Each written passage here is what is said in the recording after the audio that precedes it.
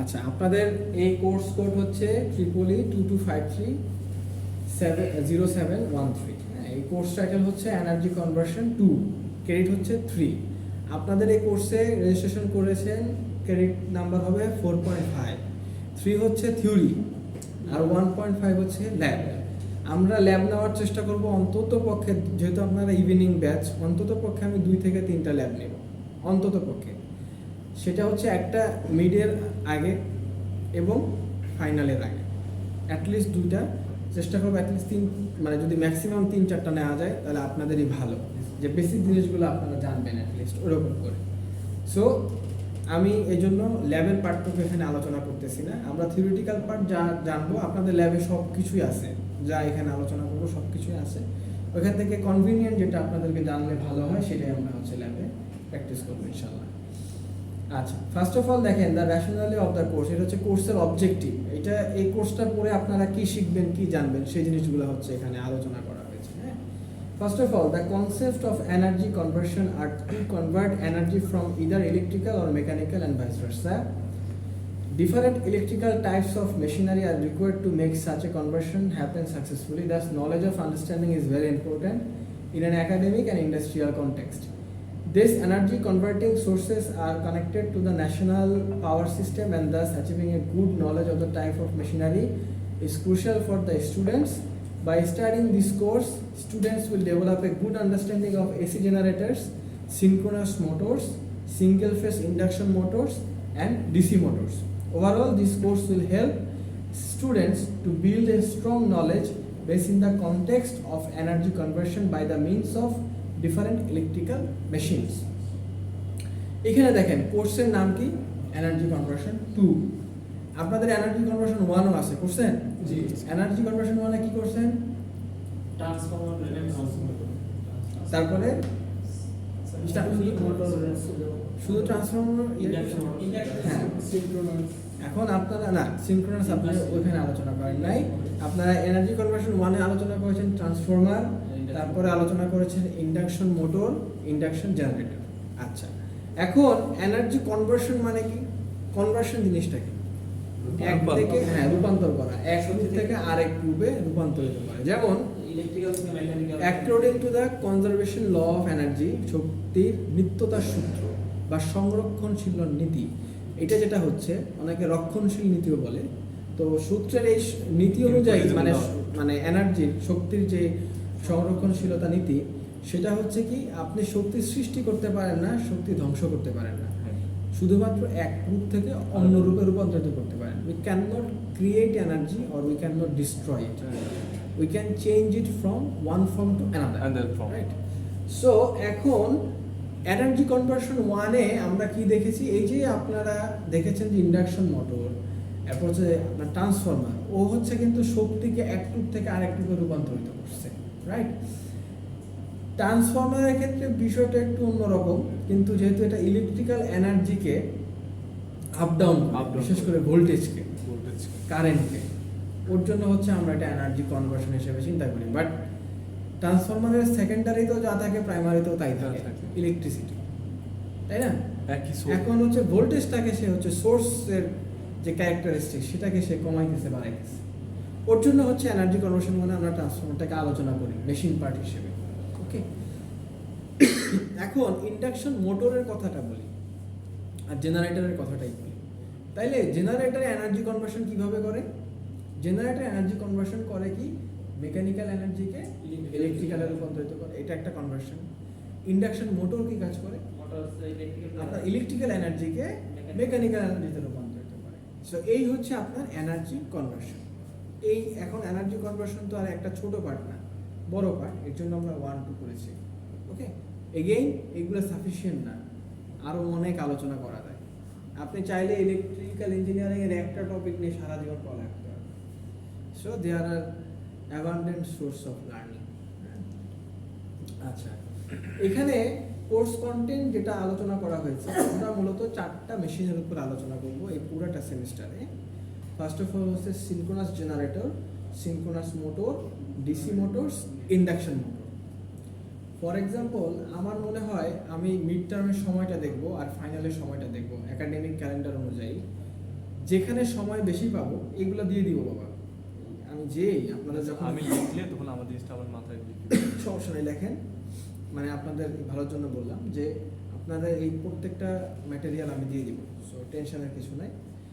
Synchronous generator যেটা, synchronous motor যেটা, এখন মনে করেন এখানে আপনাদেরকে আমি সময় অনুযায়ী ভাগ করবো। যদি দেখি যে মিড টার্মে আমি ক্লাসের সংখ্যা বেশি পেয়েছি, তাহলে সিনক্রোনাস জেনারেটর, সিনক্রোনাস মোটরে কভার করে দেবো। যদি দেখি ফাইনালে সময় বেশি, তাহলে মিডে শুধু সিনক্রোনাস জেনারেটরই পড়াবো, আর motor, DC motors, induction motor ফাইনালে পড়াবো। বুঝতে পারছেন? আপনাদের সুবিধা যেটাতে হবে ওইটাতে আমি ফোকাস করবো বেশি।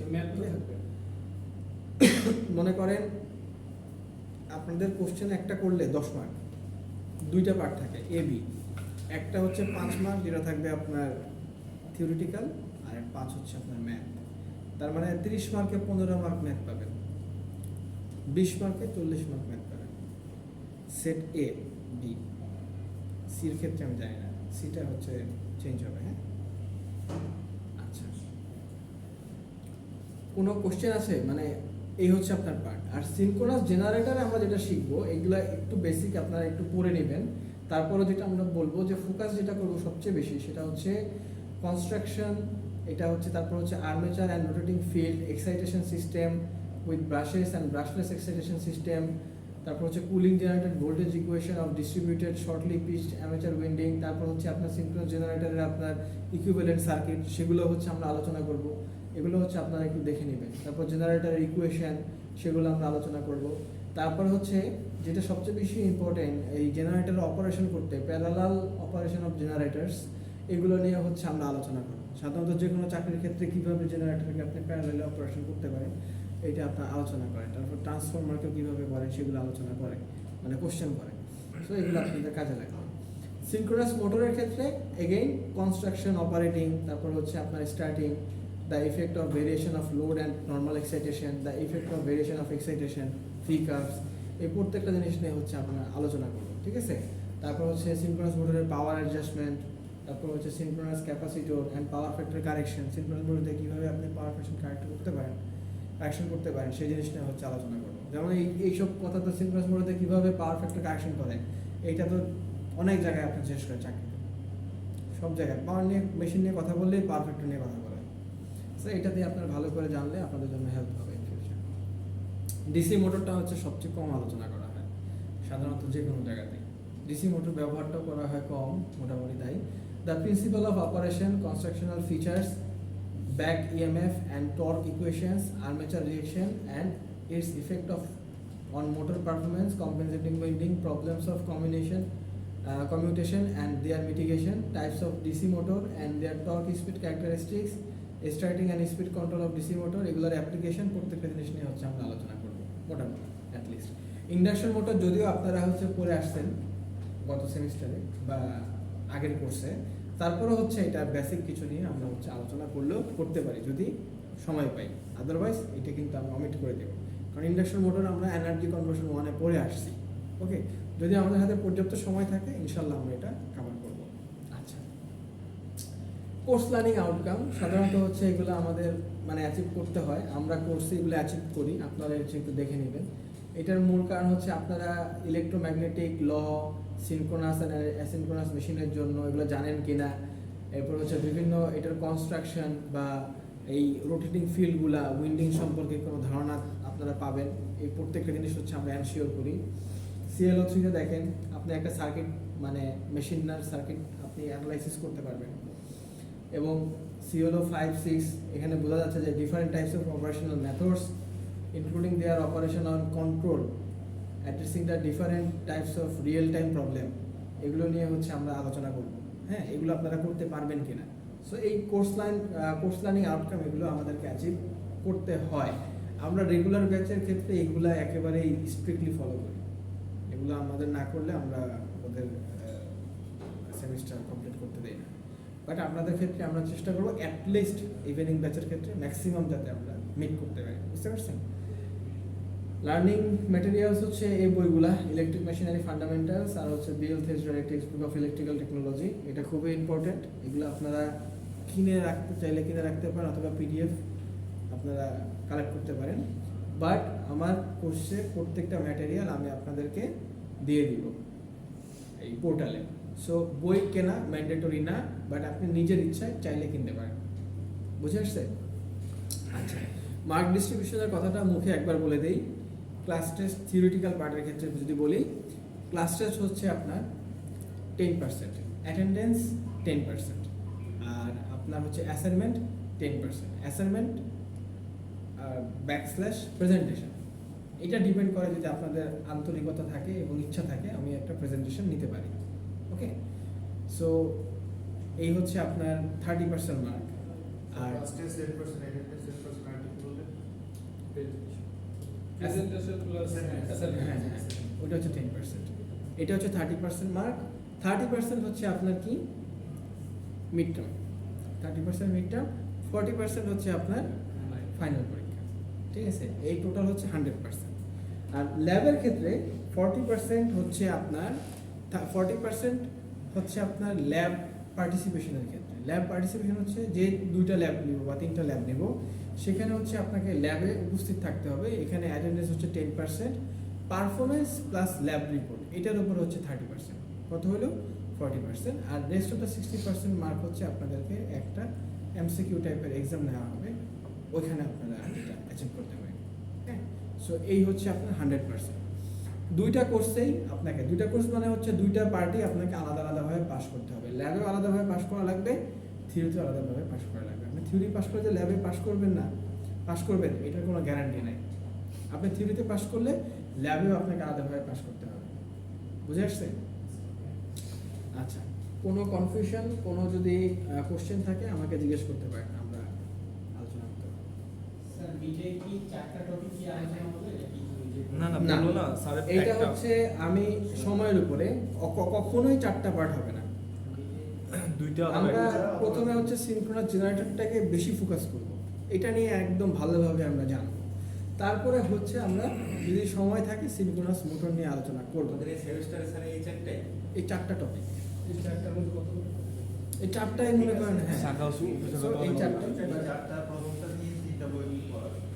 সো এটা কঠিন কিছু না, সো পারা যাবে। আর সিনক্রোনাস জেনারেটরটা হচ্ছে খুব important. Synchronous generator, synchronous motor, এইগুলোর উপরে হচ্ছে এই কোর্সে বেশি আমরা প্রাধান্য দিই। যেমন গত মানে energy conversion 1 induction motor, induction generator plus হচ্ছে আপনার ট্রান্সফরমার। ওইটা যেমন আমি হচ্ছে এনার্জি কনভার্সন মানে ট্রান্সফরমারে বেশি ফোকাস দিয়েছি, মানে পুরো মিড ট্রান্সফরমার নিয়ে আলোচনা করা হয়েছে। ফাইনালে হচ্ছে ইন্ডাকশন মোটর জেনারেটর নিয়ে আলোচনা করা হয়েছে। তারপর ফাইনালেও আপনার ট্রান্সফরমারের কিছু পার্ট নিয়ে আলোচনা করা হয়েছে। সো এইটাই, সো এই 4টা টপিকই 4টা মেশিনের উপরে আলোচনা করবো। Induction generator, sorry induction motor, DC motor, synchronous motor আর সিনক্রোনাস জেনারেটর। আচ্ছা, ঠিক আছে।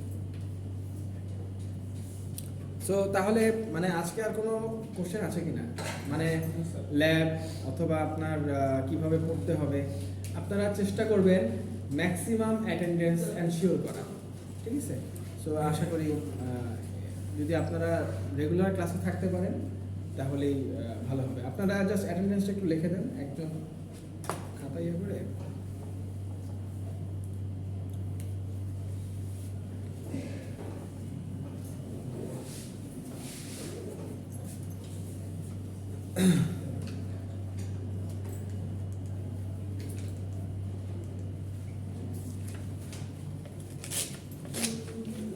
এটা কি স্যার আজকে দিয়ে দিবেন, আপলোড করে দিবেন? আপনাদের পোর্টাল কি ইয়ে হয়েছে? না এখন রাখা হয়ে গেলে আপলোড হয়ে যাবে। আর যদি এমন হয় যে পোর্টাল 1 সপ্তাহ ধরে বন্ধ, মানে গত সেমিস্টার একবার হয়েছিল যে পোর্টাল একটু সময় লাগছে দাঁড়া করাইতে, তখন আমরা হচ্ছে আমি ওই আপনাদের গ্রুপ যেটা আছে 11 ওইখানে দিয়ে যাই। ওকে,